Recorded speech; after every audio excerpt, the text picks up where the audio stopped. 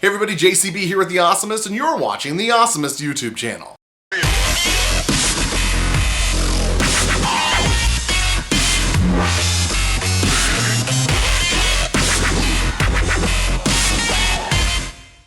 Magic Mountain has a lot of roller coasters, 19 to be exact, which is more than any other theme park in America. Now, not all of them are record-breaking thrill machines, but a lot of them can certainly get your adrenaline pumping. And most of the coasters at the park have line queues that are set up so that it takes longer to get to the front of the roller coaster than it does to the back, which leads most guests to thinking that the best place to sit on every roller coaster is always the front seat. But that's not always the case. Where you prefer to sit will generally depend on what type of experience you're looking for. In general, the front of the train offers the best view, the back of the train offers the best thrills, and the middle of the train is the safest, least thrilling seat on the ride. So that's typically how it works on most rides, but what about specifics? What is the best seat to sit on any specific roller coaster? That's what we're going to talk about today, and before we do that, I want to just get a couple of rides out of the way where it doesn't really matter where you sit. For instance, most of the flat rides don't have any one seat that offers a specific advantage over the others. In fact, most of them spin around in a circle. Justice League Battle for Metropolis doesn't seem to really have a sweet spot either. Some people swear by the front row, claiming you have a better vantage point for the targets, but honestly, if you can't aim, you can't aim. Green Lantern only sits 4 people in each car, 2 in the front and 2 in the back.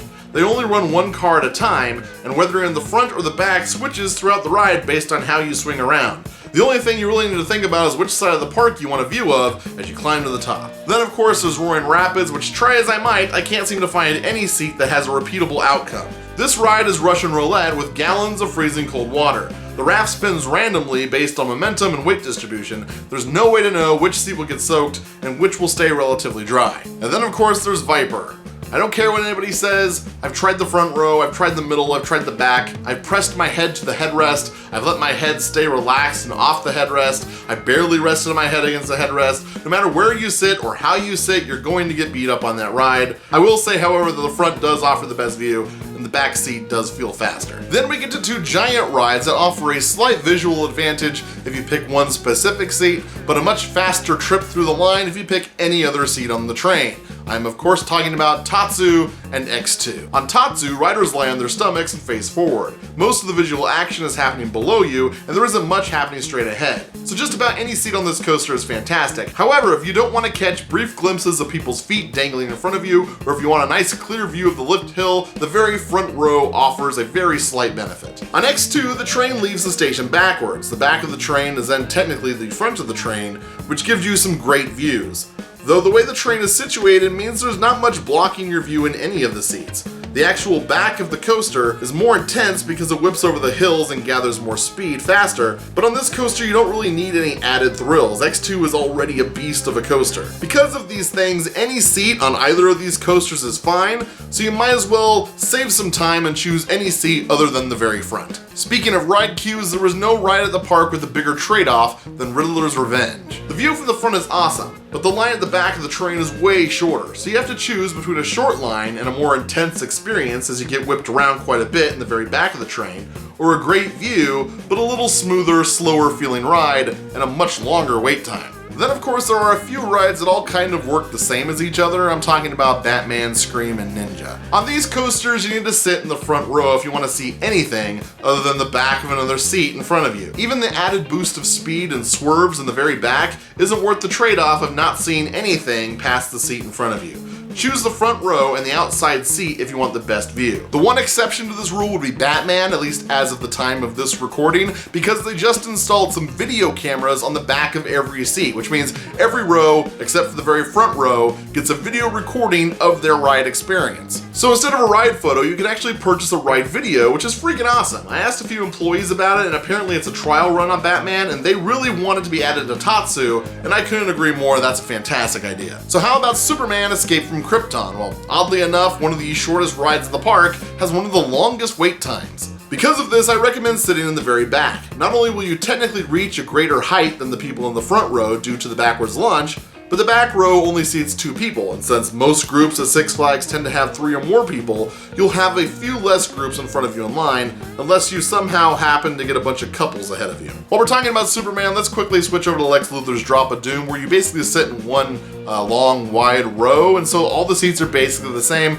with the exception of the very ends. If you want an experience that feels a little more dangerous and gives you a little bit more of the beautiful view of the park, pick one of the outside seats. Otherwise, if you want to feel a little more safe, pick the inside seat. Now let's talk about one of the smallest coasters at the park, Gold Rusher. If you're riding this with a little kid who's never been on a coaster before, pick the middle seat, because they'll feel safer.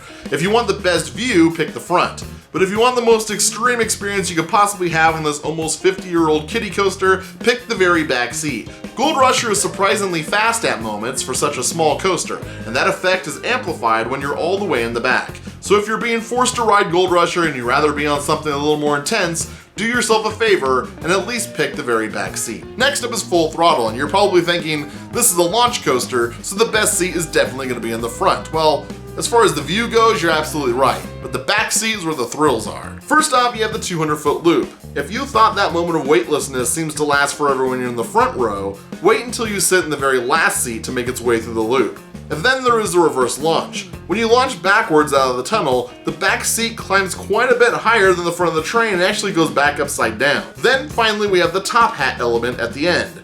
Being the last seat means you get pulled over the top of that loop with the full momentum of the entire train, which is why I recommend the back seat if you can get it. Next I want to mention Jetstream real quick. It's one of the park's very few water rides. The long and short of it is, if you want to stay dry, sit in the very front of the boat. If you want to get soaked, sit in the very back. The front of the boat sort of shields you from the water, and the further back you are, the more resulting splash will actually hit you. Next up is my favorite ride, Twisted Colossus, which the middle of the train is really the only boring seat. The back has the most speed and excitement due to the momentum phenomenon I mentioned on Full Throttle. And if the racing element isn't quite firing on all cylinders that day, there's a good chance the other train will at least catch up to the back seat.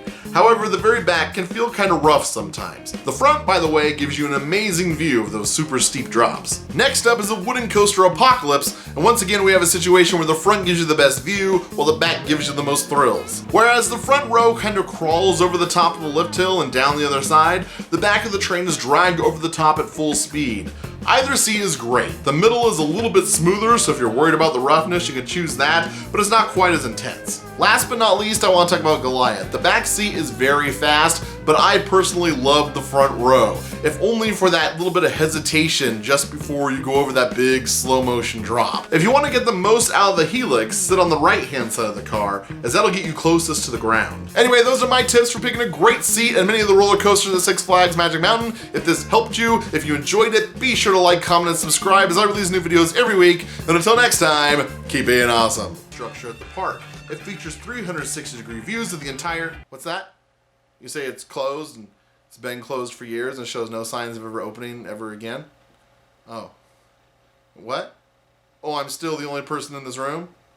Well, who's operating the camera then? I got it, boss. Thanks, me.